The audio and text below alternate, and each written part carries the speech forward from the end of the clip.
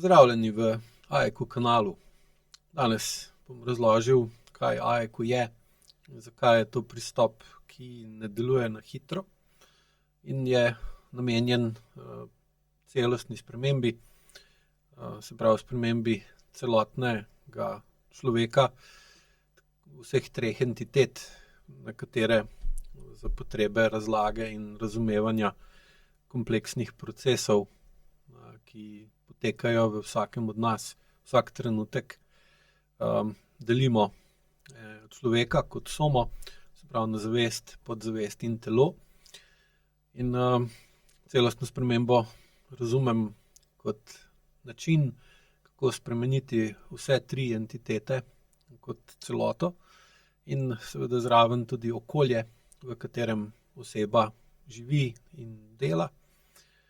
da lahko spremembo okolja in sebe zagotovi možnost drugačne prihodnosti, v kateri ima manj kroničnih težav, kroničnih stanj in kroničnih bolečin. AEQ je učni pristop, ki dejansko človeka uči, kako drugače, posledično bolje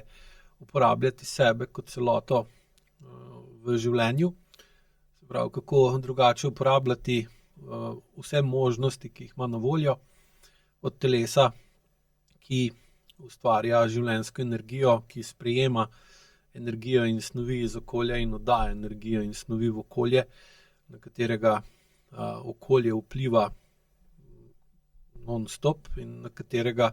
telo lahko vpliva nazaj. Zdaj, določeni vplivi so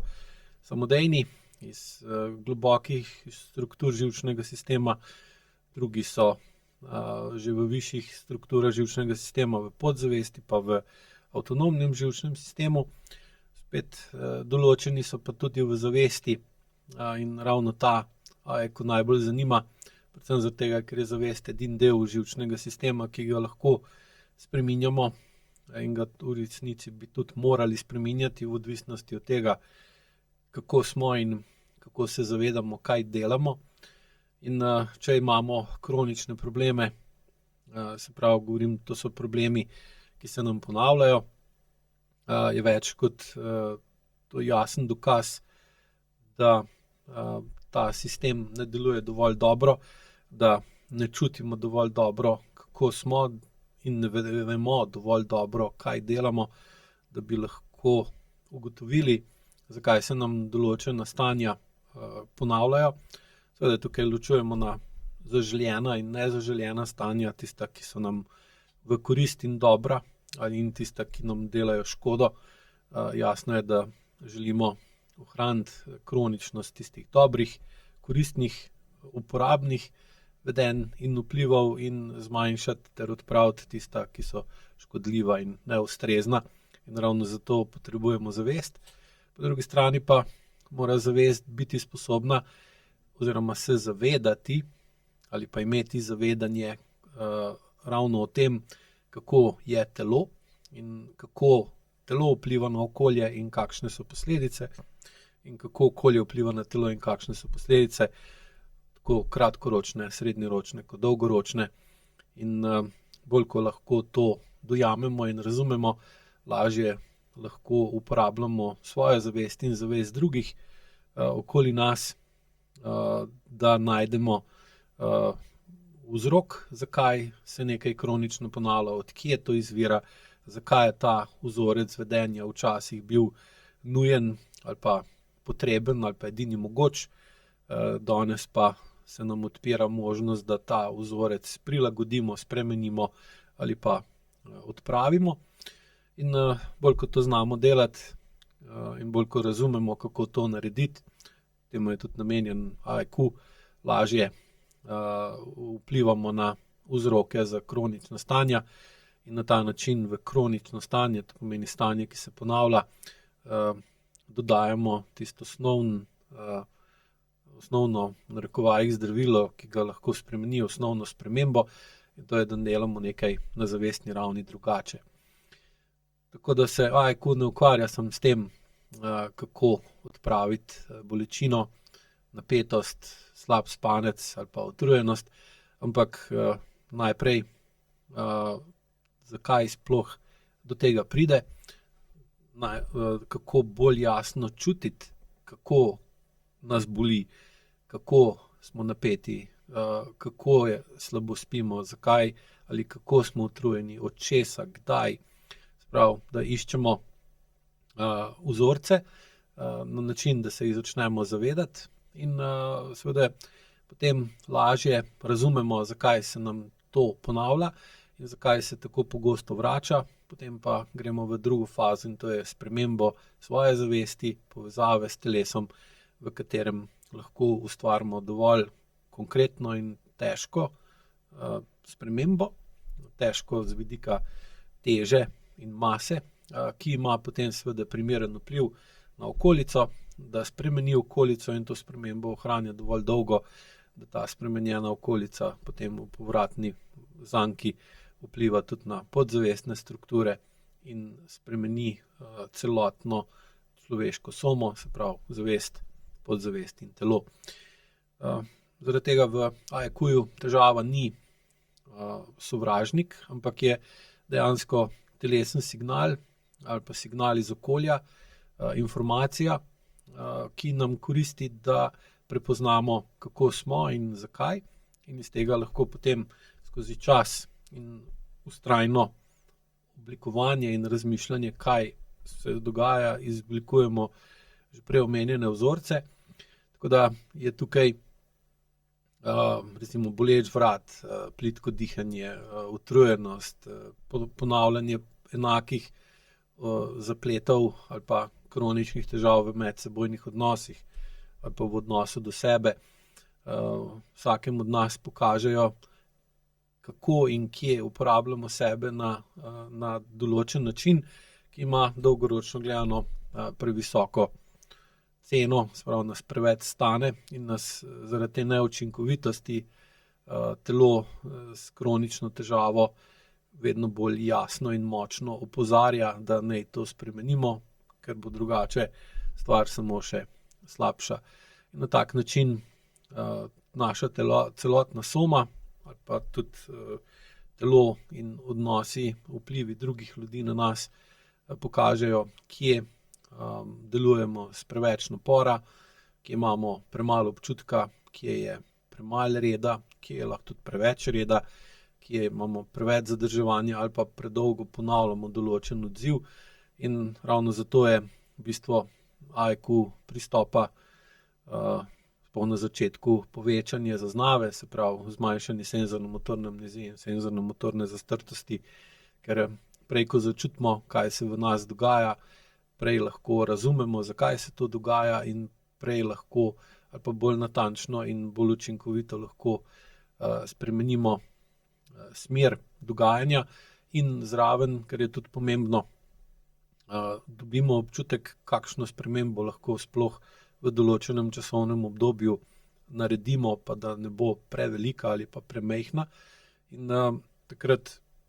zaradi razumevanja ne čakamo več ali pa nismo več vdani v usodo, da pač je močna bolečina, nezmožnost biti umirjen, zadovoljen in vsaj občasno srečen, strah pred izbruhom, pred neko zlobo, pred poškodbo, izčrpanostjo vedno manjši, ampak v bistvu se začne strah pred temi posledicami zamenjevati z pozornostjo iskanja vzrokov in vedno pogosteje namesto bolečine opazimo previsoko napetost,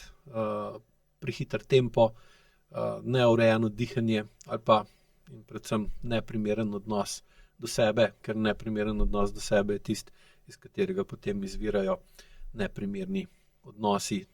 drugih do nas in nas do drugih, kar pa seveda zaradi neprimernosti, če se postavi v kronično obliko, kar je logično, če ne čutimo in se ne zavedamo, zakaj nekaj počnemo in kako smo, tudi neizogibno vodi potem v kronične bolečine, stanja in bolezni. Pri obravnavanju ali pa pri uporabi AEQ-ja je pomembno, da sprejmete dejstvo, da AEQ ni, niti ne bo primeren za hitre rešitve, zaradi tega, ker je namenjen celostni spremembi. Celostna sprememba je pa že po definiciji globoka. Mora biti globoka, na začetku seveda ne, vedno se začne iz površine in se potem počasi prodira v skladu z količino časa in energije vsakega posameznika, ki AIQ uporablja v globino, ampak že sama fizikalna logika govori, da hitrost onemogoča globino, počasnost pa seveda omogoča globino in zaradi tega hitre rešitve kot take same lahko ustvarijo sicer iluzijo, da smo naredili globoko spremembo, da smo dosegli celostno spremembo na hiter, lahek ali pa celo prijeten način. V resnici pa, če pogledamo fizikalne zakonitosti, termodinamiko, fiziologijo človeškega telesa, delovanja okolice, živčnega sistema, pa dobimo jasen odgovor, da ne moramo imeti oboje, ne moramo imeti hitrih rešitev, ki so zraven še celostne in globoke, razen če smatramo, da je celostna rešitev površinska rešitev. Tako da hitra rešitev pri AIQ-ju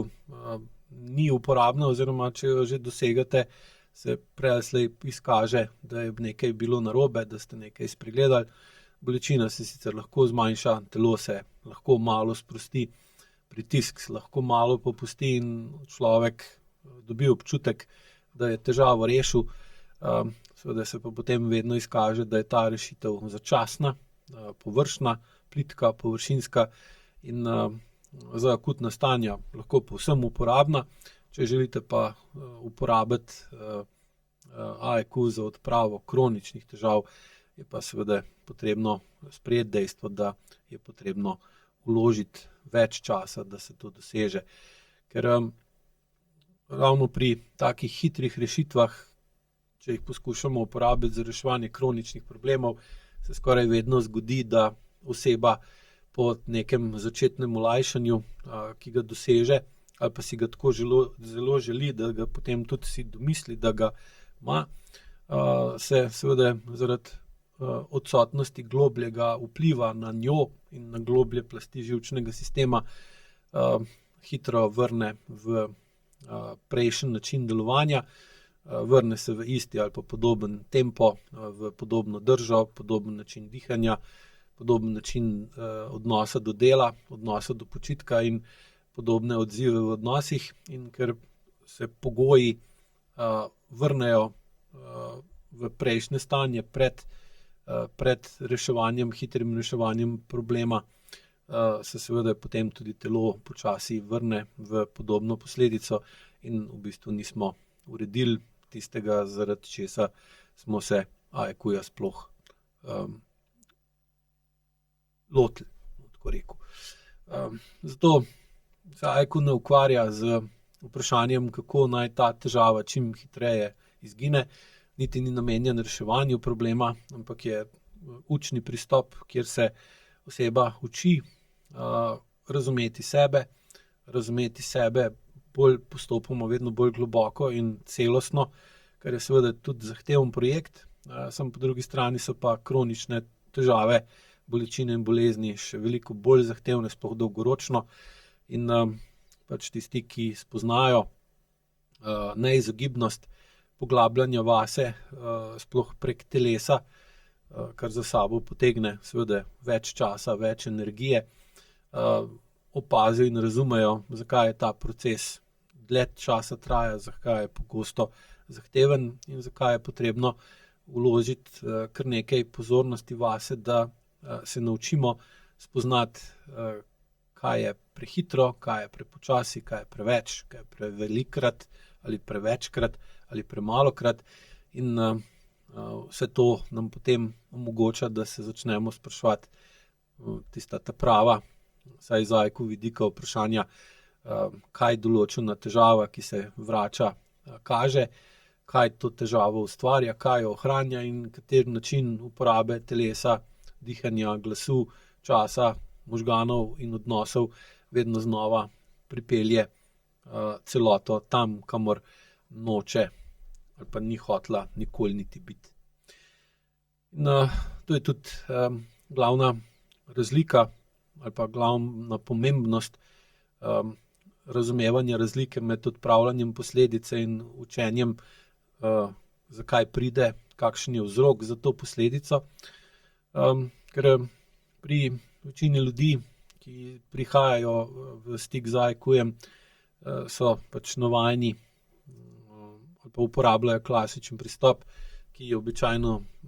deluje na tem, da poskušajo čim hitreje sprostiti določen del telesa, ki boli, kar je samo po sebi tudi logično. Če te boli recimo vrat, si ga pač želiš sprostiti in iz sproščenosti pričakuješ, da bo bolečina odšla. Če se počutiš utrujenega, želiš dobiti čim hitreje nazaj energijo, na kakršenkoli način je to potrebno, kar seveda za reševanje akutnih problemov je povsem v redu in deluje. Težava pa je, če se akutni problemi začnejo tako pogosto ponavljati, da postanejo kronični, tam pa seveda tak pristop deluje samo kratkoročno. In zato, če hočemo to res urediti, je treba iti tako širše kot globlje. In pravi, ko se tako pri napetem vratu ne vprašam samo, kako naj vrat sprostim, ampak tudi kdaj se mi je začel napenjati, kaj se takrat zgodi z mojim počutjem, z mojim razmišljanjem, kdo je okrog mene, kako jaz vplivam na druge, kako drugi vplivajo na mene, ali imam napet vrat zato, ker imam stisnjeno čeljust, ali imam stisnjeno čeljust zato, ker imam napet vrat, ali imam napet vrat, ker sem si naložil ali pa so mi naložili preveč odgovornosti, ali sem bil predolgo tiho, ali pa nisem hotel ali pa upal nič reči, ali ne znam v nekem odnosu postaviti določeno mejo, ali pa predolgo delam nekaj in mi telo že poskuša v glavo sporočiti, da naj neham, da je dosti, pa stisnem vrat zato, da tisto, kar telo hoče povedati moji zavesti in moji zavesti takrat v tem trenutku, pač v tem kontekstu to ne ustreza, ostane skrito v telesu in ima zavest mir in lahko dela naprej. In seveda potem tukaj pridemo do večje globine, da vrat ni več samo vrat, ki bi ga radi sprostili, ampak ta vrat postane del celote, povezan z dihanjem, z očmi, z zobmi, jezikom, prsnim košem, rameni, držo, glasom, delom, mejami, odgovornostjo, odnosi in sposobnostjo počitka. In to je pa nekaj čisto drugega, seveda je dosti bolj zahtevno in časovno zahteva več časa, več umirjanja, več ustavljanja, več prehajanja, manj prekinitev, ampak nudi pa potem visoko verjetnost, da se kroničen problem vsaj preneha slabšati, v večini primerov se pa izboljša ali celo, odvisno koliko močen je na začetku same uporabe IQ-ja tudi odpravi. V bistvu IQ-ja tudi so odnosi, ker človek svojega telesa in sebe kot celote ne uporablja v nekem praznem prostoru, saj ni dobro, da ga, oziroma tudi če ga, pa če to dlje traja, seveda potem pride do kroničnih posledic pomanjkanja stika, medsebojnega vpliva, osamljenosti, izoliranosti in podobno, ampak sebe, celotno somo praviloma uporabljamo v odnosih in naše telo je drugačno, ko smo partnerju, ob otroku, staršu, sodelavcu, ko smo zraven nadrejenega ali pa ko smo v določeni skupini. In ravno v odnosih se potem zelo hitro pokaže, koliko lahko človek ostane pri sebi, koliko se lahko prilagodi, koliko se umakne, koliko napade, koliko preveč razlaga, ker je v telesu določena napetost, ki potem seveda pride do avtonomnega živčnega sistema, pride do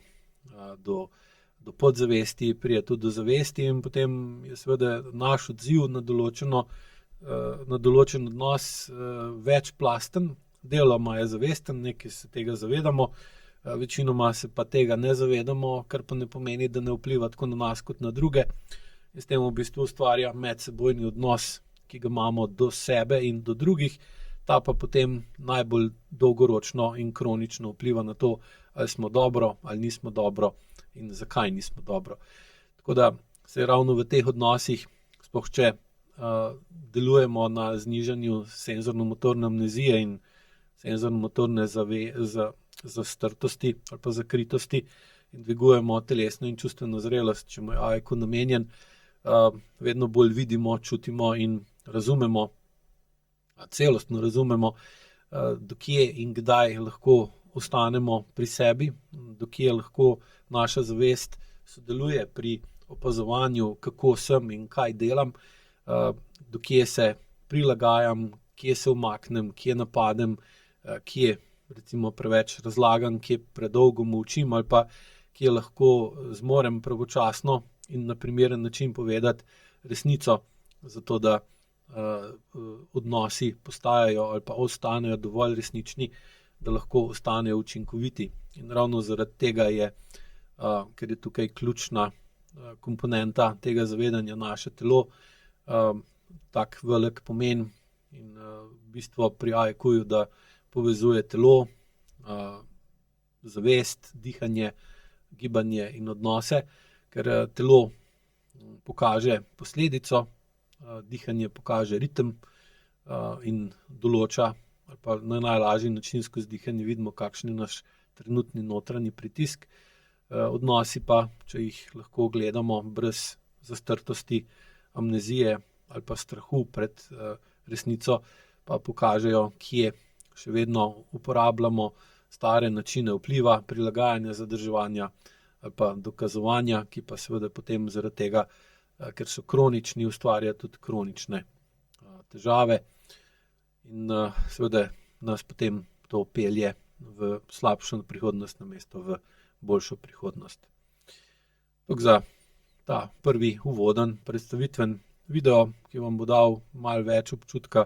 kaj AIQ je in če je to primeren pristop, da se ga lahko tudi vi poslužite oziroma ga uporabljate, ker temelji na fizikalnih zakonih, na času, na ravnovesju in na gravitaciji ter vztrajnosti, pač gleda na svet tako, da če kršimo zakone, pride kazen in to kazen moramo tako ali pa drugače plačati v taki ali drugačni obliki. In zato je pametno, da take zakone tudi poznamo, ne samo teoretično, ampak tudi izkustveno iz telesa, ker bolj, ko jih poznamo, manjša je verjetnost, da jih bomo kršili, ali pa če jih že bomo kršili, se bomo zavedali posledic in bo seveda tudi kršenje krajše, manjše, ali pa če že ne moremo drugače kot kršiti zakone, bomo pa v bistvu tudi naredili neke vrste, odslužili kazen ali pa sprejeli pokoro, ki jo moramo dati čez, da pridemo spet na čisto in je verjetnost, da bomo ponavljali napako dovolj pogosto, da bo kronična minimalna. Več pa v drugih vsebinah. Lep pozdrav.